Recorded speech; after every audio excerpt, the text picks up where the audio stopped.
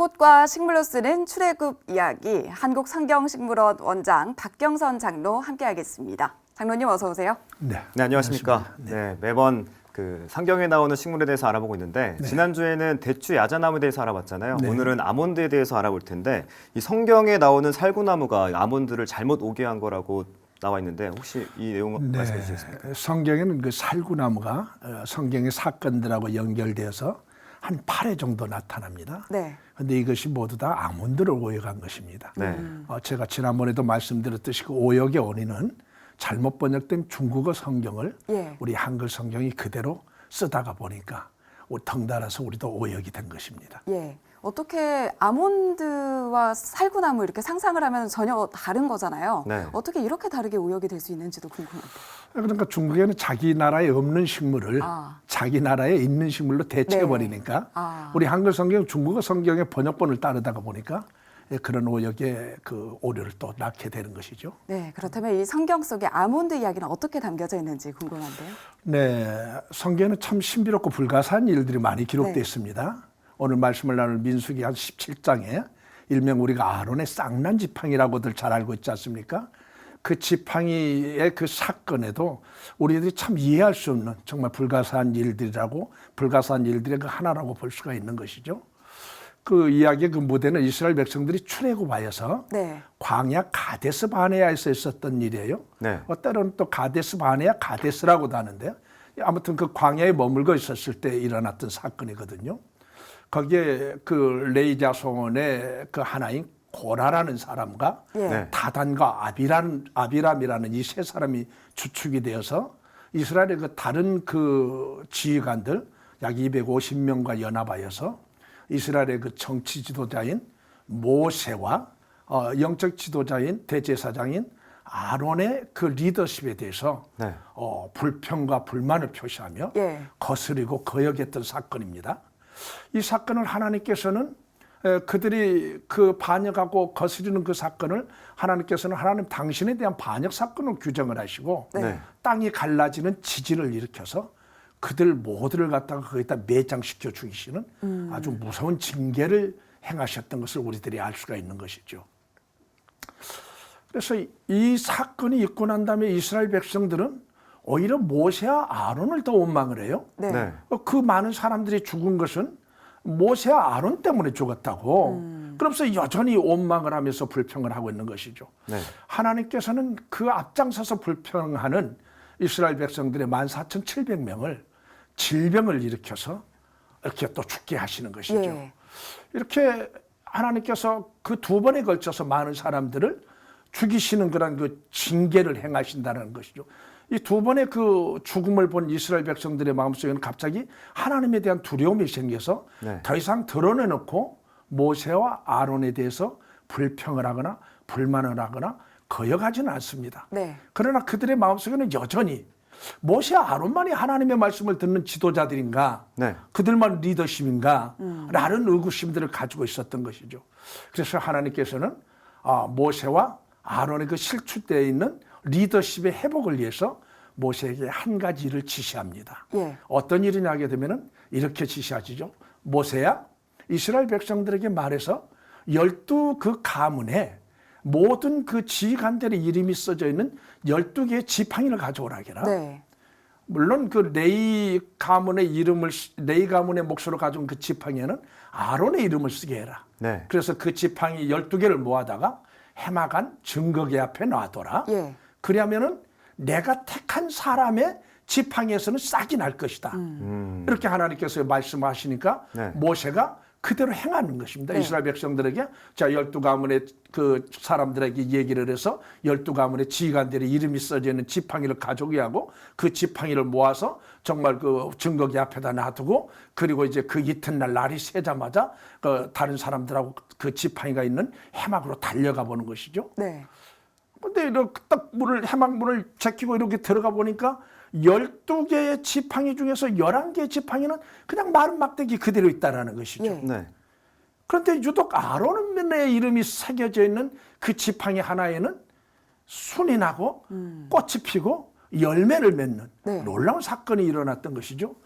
이 사건을 기록된 게 민수기 17장 8절에 보게 되면은 거기에서 순이 나고 그건 우미라고 그랬어요. 우미 나고 순이 나고 꽃이 피고 그다음에 살구 열매가 열렸더라. 여기서도 여전히 살구라고 의역을 하고 있는 거예요. 네. 이 살구가 아니고 아몬드 열매가 열렸더라. 이것이 정확한 그 상황이고요. 네. 그 아몬드 열매를 히브리 말로 뭐라 하냐면은 사케드라가 하거든요. 그래서 사케드가 열렸더라. 이렇게 이제 성경 기록되어 있는 것을 알 수가 있습니다. 네, 살구가 아니라 아몬드 이거 꼭 기억해야 될 것 같습니다. 또 말씀해 주신 것 중에 하나가 아론의 지팡이 이 얘기를 해주셨는데 아론의 지팡이에서 순이 나고 꽃이 피고 열매가 열렸다. 그렇다고 하면 여기에도 큰 의미가 있을 것 같은데 원장님 보시기에는 어떻습니까? 네, 그렇습니다. 하나님께서 하시는 모든 일에는 거기에 우리가 교훈을 얻을 만한 그런 메시지들이 담겨 있습니다. 네. 오늘 말씀을 드린 그 아론의 쌍난 지팡이에도 여전히 하나님께서 말씀하시고자 하는 숨은 메시지가 있는 것이죠. 그런데 이 숨은 메시지를 찾기 위해서는 우리들이 잠시 그 이스라엘의 그 기후와 유대인들의 문화에 대해서 조금 우리가 짚고 넘어가야 될 것입니다. 아론의 쌍난 지팡이 사건하고 그 사켓하고 연결되어 있는 이스라엘의 기후를 우기와 건기로 나누게 되는데요. 우기철을 우리의 10월에 해당하는 초막절서부터 시작됩니다. 성경에 보게 되면 이른비와 늦은비의 얘기들이 많이 나오는 거 알고 있지 않습니까? 초막절이 되게 되면 이른비가 시작이 되는 것입니다. 그러니까 이때서부터 우기철이 시작돼서 우리나라 한 4월 정도에 되는 그 6월절이 있는 그 직전인 3월 달까지가 약 6개월 정도 우기철로 접어듭니다. 이 우기철의 기후는 이스라엘은 상당히 춥습니다. 특히 그 해발 600에서 한 800m에 이르는 중앙 상지에 자리 잡은 에루살렘은 아주 이 기간 동안에 매섭게 추운 바람이 불어요. 그래서 아침 저녁으로 엄청나게 춥습니다. 그래서 예수님 시대 때 이스라엘을 통치했던 헤롯 대왕도 에루살렘의 그 추위를 피해서 사시사철 그 따뜻한 여리고에다 별장을 짓고 그 우기철 6개월 동안을 그 추위를 피해서 여리고 따뜻한 지역에서 지냈다라는 그 기록들이 있게 됩니다. 이스라엘의 그 이 기후는 이렇게 추워서 유대인들의 그 문학적 수사에 의하게 되면은 이 우기철을 겨울이라고 그럽니다.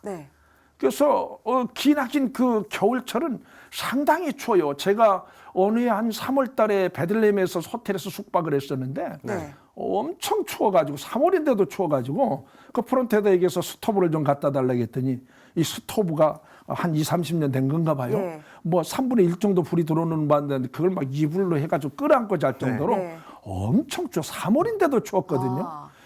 그런데 이스라엘의 그 겨울이 상당히 춥다는 것을 우리들이 실감할 수 있는 것이죠. 자, 모든 꽃들은 3월에서부터 4월 초순에 이르는 약 그 이제 우기에서 건기로 교차하는 이 환절기를 이제 봄이라고 얘기할 수가 있는데 이 한 달 정도 이 환절기에 모든 봄꽃들은 그때 피어내거든요. 그런데 그것보다 한 달 전, 훨씬 더 앞서서 2월 초 아직도 춥고 아주 매서운 바람이 불고 아침 저녁으로 쌀쌀하게 추운 겨울이 끝나지 않은 이 기간 동안에 아몬드는 꽃을 피웁니다. 그래서 아몬드는 그 마른 나뭇가지에서 나뭇잎이 먼저 나오지 않고 그냥 꽃잎부터 그냥 꽃망울부터 이렇게 팍팍 터뜨리는 것이죠. 순식간에 며칠 지나고 나면은 아몬드의 그 하얀 꽃이 예루살렘의 전 온 산지에 가득하게 되는 것이죠. 그래서 이런 그 아몬드가 꽃피는 이 꽃 모양 피어가는 그 어떤 형상을 보고 유대인들은 이렇게 생각하는 거예요. 사람이 잠에서 기지개를 켜고 깨어나는 것 같은 그런 그 이미지로 그들의 문화 속에 각인되어 있는 것이죠. 그래서 유대인의 문화 속에는 아몬드는 봄을 알려주는 봄의 전령인과 동시에 잠들지 않고 깨어있는 영적 리더십의 상징이요. 파수꾼적인 상징으로 보는 것이죠.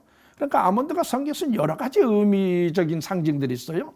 봄을 알려주는 전령이고요. 또는 이렇게 깨어있는, 항상 깨어있는 영적 어떤 리더십의 상징이고요. 또 그 산천을 이렇게 아직 그 꽃들을 피우지 않고 있는 그 예루살렘의 그 산천에 아몬드가 꽃을 피면서 막 다른 그 꽃을 피지 않고 잎도 내지 않는 다른 식물들에 대해서 야, 이제 봄이 왔다. 일어나라. 잠에서 깨어라. 잎을 피우고 꽃을 피워야 되지 않겠냐 하면서 이렇게 깨우는, 흔들어 깨우는 어떤 그 상징적인 파수꾼적인 의미도 가지고 있고 그래서 아몬드는 유대인의 문화에서는 여러 가지 의미를 가지고 있는데 오늘 말씀드리는 민수기 17장에 아론의 쌍난 지팡이에 나타나는 네. 아몬드가 꼽히고 꽃 열매가 열렸다, 이것은 네. 영적 리더십을 얘기합니다. 네. 그러니까 여기서 잠자는 것은 영적인 잠을 의미한다라고 생각하면 되겠습니다. 네, 말씀해 주신 것처럼 아몬드는 이렇게 흔들어 깨운다, 또 파수꾼의 이미지를 갖고 있다라고 하시면서 또 영적 리더십까지 말씀해 주셨어요. 네. 그럼 우리가 갖춰야 될 영적 리더십의 소양, 자질이 있다면 또 어떤 게 있을까요? 네, 그러니까 하나님께서 이스라엘의 12가문의 지팡이를 모아가지고 법궤 증거기 앞에 갖다 놨는데 유독 아론의 지팡이에서만 아몬드가 꽃이 피고 열매를 열렸던 거 아니겠습니까? 네. 이것을 보게 되면 우리는 거기에서 하나님께서 말씀하시고자 하는 메시지를 찾아내야 되는 것이죠. 네. 아몬드는 방금 말씀드렸듯이 영적인 잠에서 깨어 있는 자, 영적인 잠들어 있는 자를 깨우는 자. 네. 파수꾼은 뭡니까? 파수꾼은 아무리 추운 겨울에도 깨어 있어야 되는 예. 것이거든요. 그래서 지켜야 되지 않습니까? 네. 깜깜한 어두운 밤에 잠들지 않고 지키는 게 파수꾼이거든요. 네. 그 파수꾼은 아침이 되면 어떻게 합니까? 잠들이는 자를 깨워야 되거든요. 그렇죠. 깊이 잠들이는 자를 어떻게 해요? 흔들어 깨워야 되는 것이거든요. 네. 이게 바로 파수꾼이거든요. 네. 그러니까 아몬드가 아론의 쌍난 지팡이에서 꼽히고 열매가 맺히게 하신 하나님의 그 역사하심은 이스라엘 백성들한테 이렇게 말씀하시는 것이죠. 네. 백성들아, 잘 보아라. 너희 11가문의 지간의 지팡이에서는 마른 막대기 그대로였지 않느냐? 네. 그런데 아론의 지팡이에서만 아몬드가 싹이 나고 꽃이 피고 열매를 맺었지 않느냐?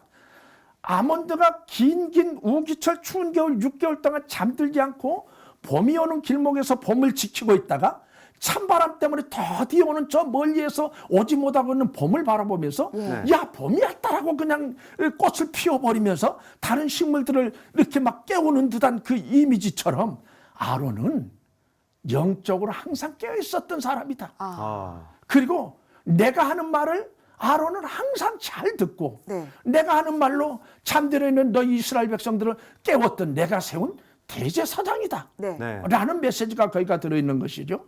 그래서 이 하나님의 그 아론의 쌍난 지팡이 꽃이 피고 열매가 맺는 이 사건을 통해서 눈으로 직접 확인한 이스라엘의 그 지휘관들과 백성들은 더 이상 할 말이 없는 거예요. 네. 네. 모세와 아론은 틀림없이 하나님께서 세우신 우리의 지도자이며 영적인 리더십들이구나. 네. 그러니까 드러내놓고 이제 말을 못하는 것이죠. 이건 확실히 하나님께서 세우신 것이냐. 그래서 그들은 아몬드 사건을 통해서 다시 한번 하나님의 전능하신가, 또 하나님께서 세우신 모세와 아론에 대한 영적 리더십에 대해서 인정할 수밖에 없게 되는 것이죠. 네, 저희도 오늘 장로님과의 말씀을 통해서 하나님이 세우신 영적 리더십에 대해서 다시 한번 생각해 보게 됐고, 우리나라뿐만 아니라 전 세계에 이런 영적 리더십이 더 많아지길 저희도 함께 기도하겠습니다. 한국성경식물원 박경선 장로와 얘기 나눴습니다. 장로님 고맙습니다. 잘 들었습니다. 감사합니다.